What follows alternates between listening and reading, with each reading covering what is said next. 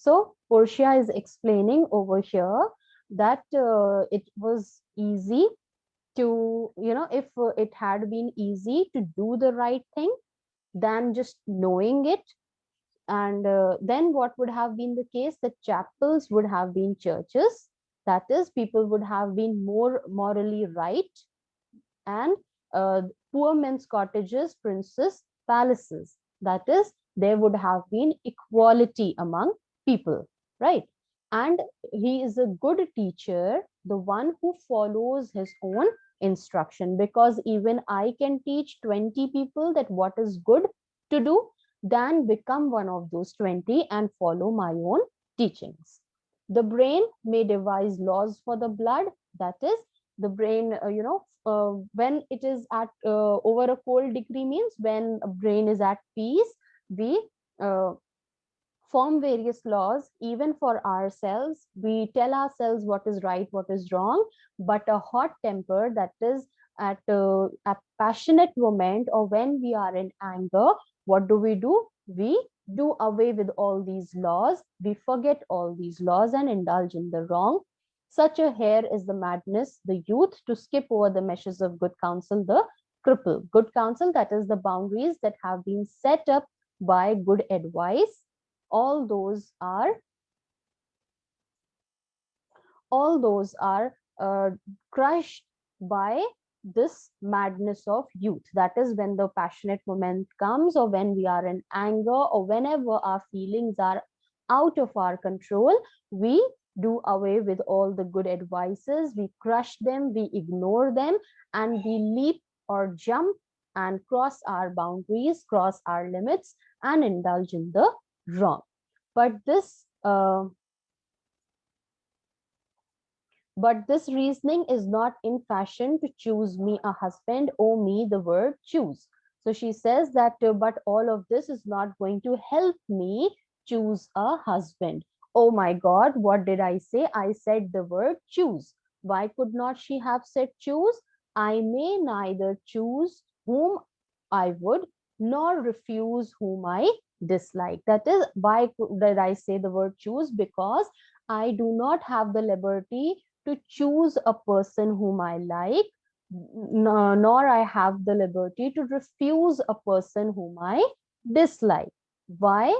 Because the will of a living daughter curbed by the will of a dead father. That is, the will over here is the desire, or the, whatever she wants, that has been curbed, means restricted, of a living daughter. She's referring to her own self, by the will or the legal document of the dead father, that is Portia's father. Whatever instruction Portia's father had given at the time of his death, those instructions are restricting Portia's desire. That is what she wants. Then she asks Nerissa that, is it not hard, Nerissa, that I cannot choose one nor refuse one?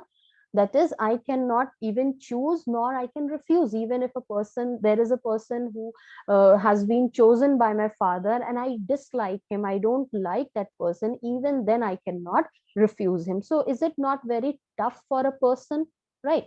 So Nerissa is comforting her by saying that your father was a very virtuous man. And then she says that all the holy men and the religious men, as I told you, that it was believed that the holy men used to have certain visions at the time of their death, in which they came to know what was right, what was just, right? So she says that your father was a holy man, and holy men at the time of their death have good inspirations, and therefore the lottery that he had devised in these three chests of gold, silver, and lead will no doubt, and whereof who chooses his meaning chooses you, will no doubt never be chosen by any rightly one, but one who shall rightly love. That is, the lottery system that he has devised is surely going to select a person who would be your true lover. All right, you are going to get the deserving person. You're going to get a person who's going to truly love you by this system that your father has devised. Why? Because your father must have had thought about it, must have had some vision, and then he has decided this. He must not have decided it out of nowhere. All right, he must have decided something, and then only he has devised this lottery. And you must believe your father. You are going to get the deserving man, the man who will be your true lover. But what warmth is there in your affection towards any of these princely suitors that are already come? So now she has comforted her, she's explained her. Now she's saying, but what are you going to tell me? What Now please tell me, what are your feelings? Affection is feelings over here. What are your feelings towards the princely suitors that have already come? All right, that have already come to try their luck and for marrying you, right? So they have the suitors that have already come. Princely would mean over here that all these suitors that have come are of noble birth. All right, either they are prince or they are some lord or something, means all of them hold a noble state. All right, they are having a noble status, and they have come, and they are trying their luck to win Portia's hand in marriage. So now Nerissa is asking Portia that what are your feelings about these men? I pray thee overname them. So Portia even does not remember the names of all the suitors. So she's saying that all right, I request you just call out their names, and as thou namest them, and as you will say their names, I will describe them. So you go on telling me the names one by one, and I will tell you what are my feelings about them according to my description level, uh, according to my description level at my affection. So what you can do is, what description I will give, according to that you can judge level my affection, means you can judge and make a decision that what my feelings are. By my description you can make out whether I like them or not, right? If I am describing some person, by that description you will easily understand that whether I like that person, I'm talking negative about him or positive. You will make out that whether I'm happy with that person or not, I like that person or not. So similarly, Portia is also saying that please you name them, I will describe, and with that description you can make out whether I like that person or I don't like. My So you can see that all the time Portia is going on, she has some or the other opinion about all of these lords, but usually they are negative. The opinion is negative for all of these lords, right?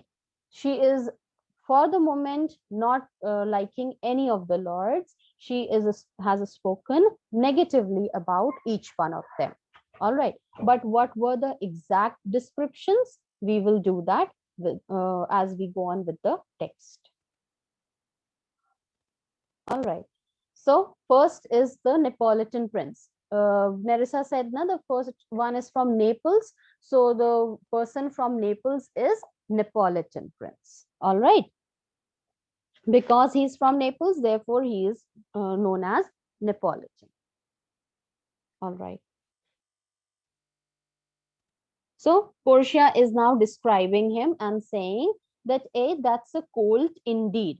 Colt over here refers to a horse. All right. So why is a colt? Why is she calling him a horse? She means to say that he is a foolish person. Write it down. Underline it and write it down.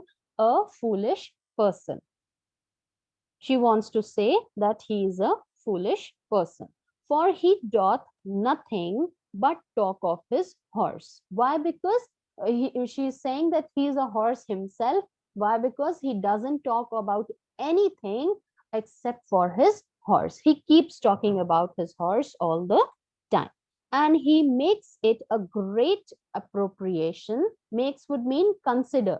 He considers it to be a great achievement or something of much value to his own good parts, and that he can shoe himself. That means he can shoe his horse on his own. You know that a U-shaped horseshoe is, shoed to the horse's, hooves, right? So that when it runs, the hooves do not wither away.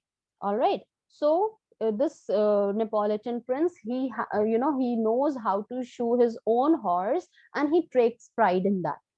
All right, he takes pride in that. So Portia is very, finds it weird that what kind of person is this, that he keeps rattling about his horse, and he takes pride in shoeing his own horse. What kind of achievement is that? What kind of skill is that, that he takes pride in it, right? So she is, not approving of this prince.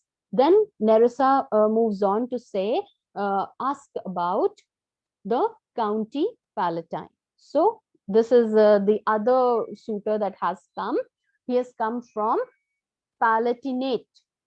Like the Neapolitan prince had come from Naples, this county palatine is the Count of Palatinate. Write it down. He is the Count of Palatinate. This is a region on the west bank of Rhine, that is in Germany. All right, this is a place in Germany. So he is the Count of Palatinate. Nerissa is asking Portia's opinion about him. So Portia is saying, he doth nothing but frown.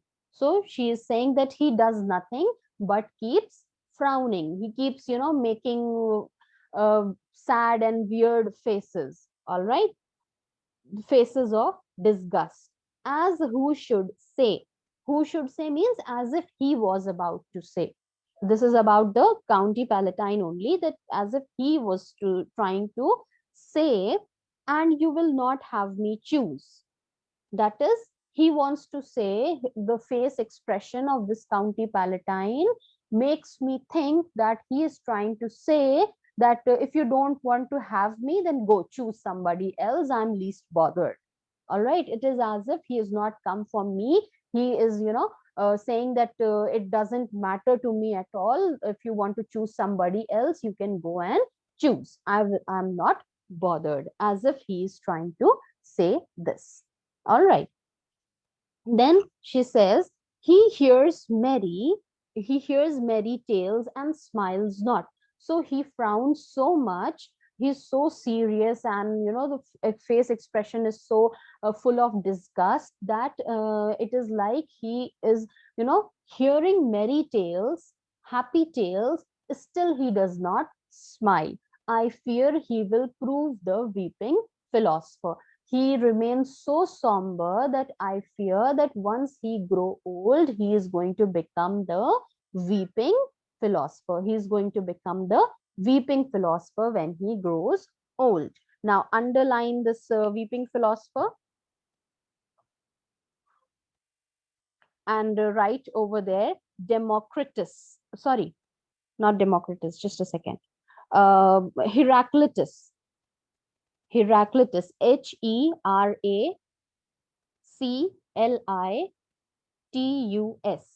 Heraclitus. All right, this was a Greek philosopher who used to live in the mountains, and he used to lament a lot. He remained upset throughout his life because of mankind's behavior. He saw war and trouble and misery all around the world, and he saw that man was himself the reason of all these miseries, and so he was very upset about it, and he used to lament mankind's behavior. All right, he was a Greek philosopher. He is known to have, be weeping and lamenting all his life, and he never smiled. So Portia is comparing him, this county palatine, to this weeping philosopher, and she's saying that he, uh, frowns so much that I fear that by the time he gets old, he is going to become the weeping philosopher, being so full of unmannerly sadness in his youth. Unmannerly sadness means that, not proper. Unmannerly over here is, unusual and improper sadness of in his youth when he is so sad, then by the time of his old age, he is sure to become the weeping philosopher. The other name that I took, that is Democritus. You can write that Democritus is the laughing philosopher. There is no reference to laughing philosopher in the text, but because weeping philosopher has been mentioned, so it's better that you know the name of the laughing philosopher also. This Democritus is known as the laughing philosopher. There is no need to go into the details about him because the reference to him is not made. All right. Then I had rather be married to a death's head.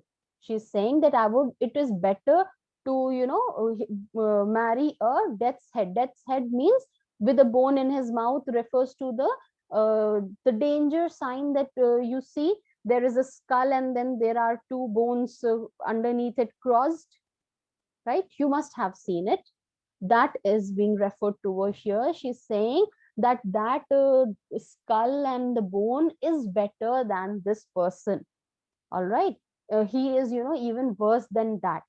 All right. And God defend me from these two.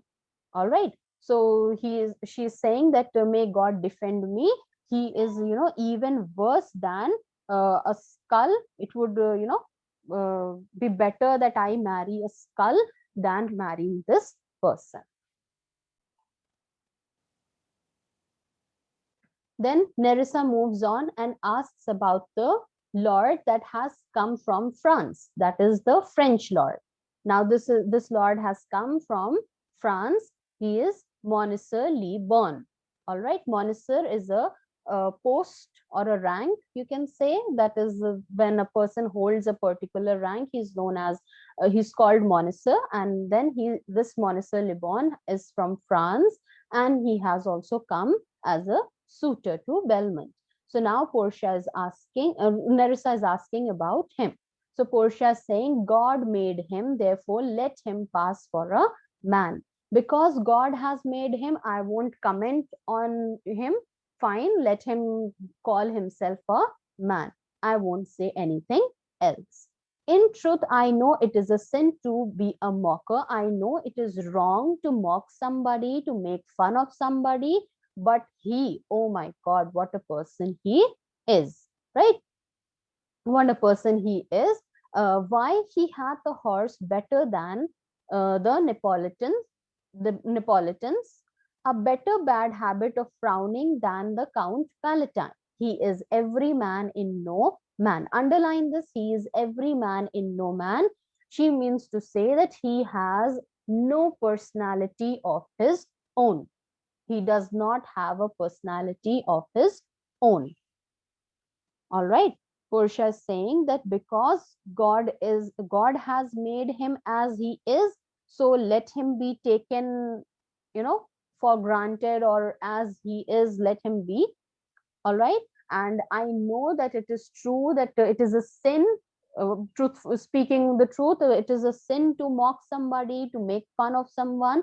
But this man, oh my God, this man, he is, no better than a horse himself, and he has a worse habit than of frowning than this lord from Palatinate.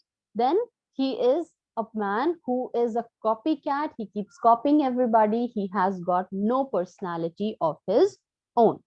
He does not have a personality of his own. So he is worse than the Neapolitan prince. Why? Because he talks even more about his horse than the Neapolitan prince. Then he is worse than the County Palatine. Why? Because he frowns more than County Palatine. So he does not have a personality of his own. And if a throstle sing, throstle refers to thrush. Write it down, Thrush. Thrush is a singing bird. So if a throstle sing, he falls straight a capering. All right, means that even if a thrush starts singing, he starts dancing. If he hears a thrush singing, he starts dancing. All right, he will fence with his own shadow. So if he's not going to find an enemy or an opponent, he is going to start fighting with his own shadow. All right, so means he is too much of everything. He doesn't have a personality of his own. He, tries to show off in everything. He is over emotional every time, right? Even if a thrush is singing, he will start dancing, and even if he doesn't get an adversary, he's going to start fighting with his own shadow. So this man is very weird. If I should marry him, I should marry 20 husbands. So she's saying that if I should marry him, I should marry 20 husbands. Means because he does not have a personality of his own, someday he's going to act like that, other day he's going to act like somebody else, then it would be like as if I have married 20 different people. Why? Because he doesn't have a personality of his own, as like each person has. He keeps changing, he keeps behaving like other people. One day he's behaving like the Neapolitan prince, the other minute he's behaving like the County Palatine, the other minute he's behaving like somebody else. So I would feel as if I have married 20 different people. All right, if I marry him, I would despise if he would despise me. Now, what are Portia's feeling towards him? Portia's saying that if he hates me, I would forgive him. If he hates me, then fine, I will forgive him. But if he loves me to madness, but if he loves me even to the extent that he's madly in love with me, I shall never requite him. I will never be able to retaliate that love back to him. I will not be able to love him back, even if he loves madly. All right, even if he's madly in love with me, even then I will not be able to, love him back.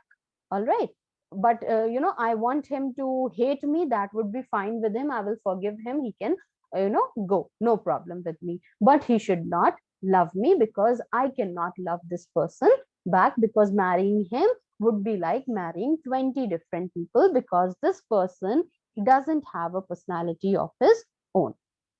All right, why? Because his behavior is very weird. He is worse than the Neapolitan prince. He's frowns in a worse way than the County Palatine. He starts dancing even at the singing of a thrush, right? If he doesn't get an adversary or an opponent, he starts fighting with his own shadow, right? So he's a very weird kind of person. He doesn't have a personality of his own. So I cannot marry this person.